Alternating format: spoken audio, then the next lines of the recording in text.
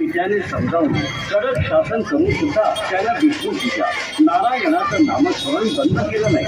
ओम नारायणाय नमः. ओम नारायणाय नमः. ओम नारायणाय नमः. हे प्रल्हादा, मी तुला खूप वेळा सांगितलेलं आहे की तू या नारायणाचं नाव घेत जाऊ नकोस. या सृष्टीचा देव नारायण नसून हा राक्षसराज हिरण्यकश्यप आहे. ओम नारायणाय नमः. ओम नारायणाय नमः. ओम नारायणाय तुला कितींदा सांगून पण तू ऐकत नाहीस. तुला आता मी मृत्यूदंडाची शिक्षा देणार आहे.